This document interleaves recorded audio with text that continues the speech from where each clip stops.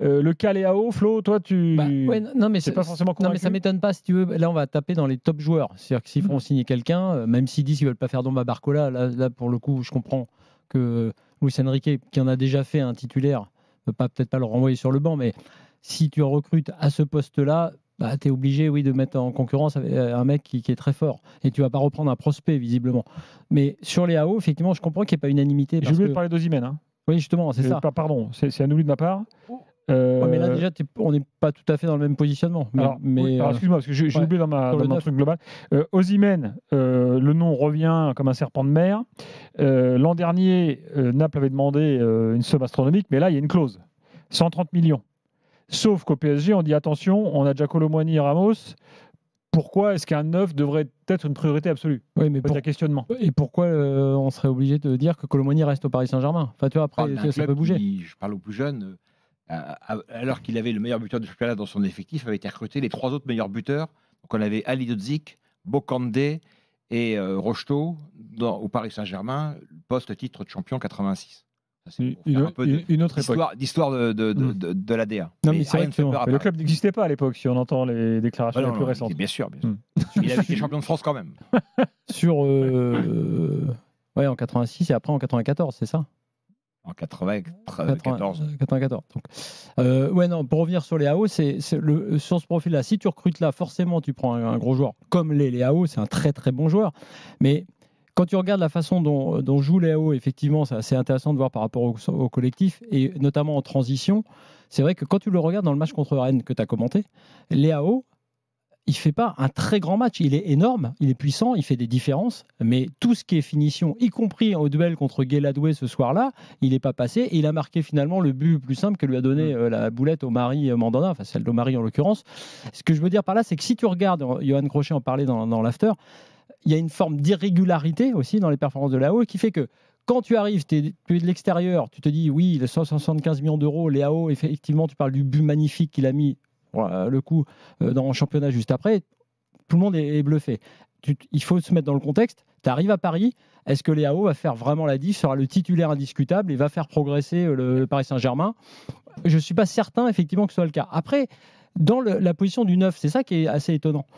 Alors, de dire que pourquoi pas Ramos peut s'imposer parce que Mbappé est en partie, il aurait peut-être la place et la confiance, il essaie d'avoir des parts de marché en ce moment.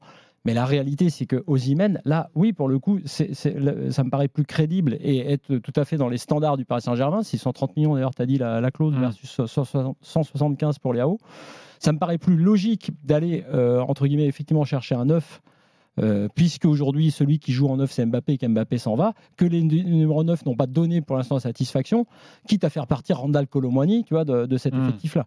Après, pour le reste, ce qui me paraît capital, et Lenny Yoro c'est une super piste, c'est effectivement de travailler la charnière centrale, et au milieu, plutôt que de dire encore un milieu défensif pour lequel ils sont prêts à casser la tirelire, c'est un milieu créateur et créatif. Enfin, tu vois ce que je veux dire. C'est plutôt ce poste-là dont je m'étonne qu'il ne soit pas érigé en ultra priorité par rapport au manque, on va dire, de l'effectif actuel. Donc, pour moi, la défense centrale, chantier capital, Lenny Yoro, très bonne idée.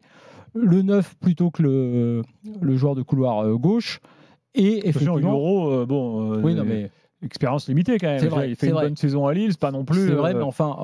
Quand on te vend un joueur de haut niveau par Lille, moi je sais pas si Yoro est déjà un joueur de haut niveau. Mais tu sais, dans ce qui est dit, là c'est à outer, entre guillemets, parce qu'on sait qu'ils étaient déjà dessus au mercato d'hiver, que Lille n'a pas voulu le lâcher. Il y a ce qu'on dit pas, qui est peut-être plus important que ce qu'on dit et ce qui sort. Et dans ce qu'on dit pas, tu as dit les 3 noms et la fameuse shortlist qu'on a évoquée cet hiver, dans laquelle il y avait peut-être même Naïef Aguerd, tu sais, je vous l'avais dit cet hiver. Aujourd'hui, Aguerd, tu as plus d'assurance que Yoro. Oui, mais il fait partie sans doute de la shortlist, mais il n'est pas le premier de la shortlist. Et en revanche, effectivement, tu peux aller chercher des profils français qui jouent à l'étranger dans des gros clubs. C'est pour ça qu'on évoquait, effectivement, tu as raison, ça peut être Upamecano ou Konaté, enfin peu importe.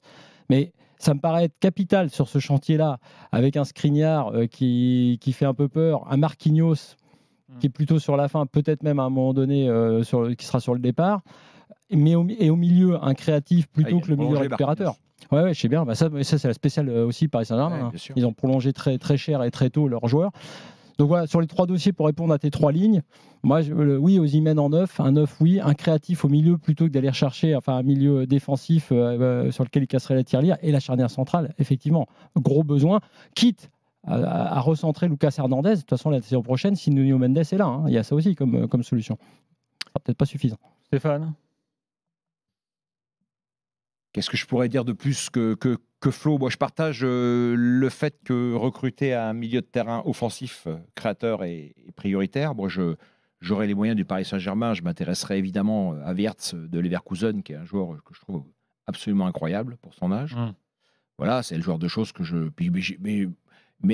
voilà, après, remplacer Mbappé, c'est impossible. Voilà, un joueur qui marque un but par match, ça n'existe pas. Donc, Léao, Flo a bien résumé le dossier. Alors, si on peut mettre de pression sur Barcola, prendre Léao, c'est parfait. Après, il est peut-être un peu cher pour ça, mais je pense que Barcola peut répondre à la pression de Léao. C'est un joueur qui n'est pas plus fiable que lui, quoi. Voilà. Et puis, en défense centrale, effectivement, là, il y a un grand chantier. Mais on entend tous les ans, finalement, les mêmes questions au Paris Saint-Germain. C'est-à-dire que la défense centrale, ils essaient. Là, c'était Skriniar, ça n'a pas pris. Puis le fameux milieu défensif qu'on attend depuis tant d'années à Paris. Moi, je ne comprends pas l'argument sur Osimhen, on a déjà des neufs. Excuse-moi, j'ai l'impression que Osimhen, il a 3 Colomoni à chaque orteil, donc il n'y a même pas photo. Il va quand même falloir faire avec des joueurs qui sont là quand même. Quand tu as acheté 90 millions d'euros par tête de numéro 9... c'est pas un problème d'argent. Non, c'est pas un problème d'argent à Paris. Mais... Je suis d'accord avec toi, Gilbert, mais je pense que dans tous ces dossiers, il y a effectivement aussi tout un discours qui concerne l'extérieur, dans ce qu'on ne dit pas, et un discours qui concerne l'interne, dans ce qu'on dit. C'est-à-dire qu'aujourd'hui, par rapport aux joueurs actuels, de dire ça, on a des neufs, c'est aussi pour pas dire aux gars, c'est bon les gars, c'est quantité négligeable, de toute façon on est en train de chercher vos remplaçants. Alors que la réalité, c'est que le dossier du neuf est sans doute prioritaire. C'est une évidence au Paris Saint-Germain que tu dois avoir un neuf. Alors, soit tu crois à Ramos, mais même si Ramos est remis dans la rotation en tant que titulaire au départ, ça n'empêchera pas qu'ils vont aller chercher un neuf là dans l'été. C'est évident qu'il faut un neuf au Paris Saint-Germain, de toute façon. Donc, ce dossier-là, et Osimhen notamment, Osimhen, j'ai entendu des trucs encore quand même... Là, pour le coup, on aurait tort de faire la fine bouche sur Osimhen. Enfin, là, c'est quand même... pour le coup, on a vu ce qu'il y a eu comme neuf. Je ne parle pas de Mbappé, évidemment, mais là, de Colomboigny et même Ramos. Si tu as la possibilité de faire Osimhen, c'est quand même énorme. Donc, ce dossier-là, ça me paraît capital.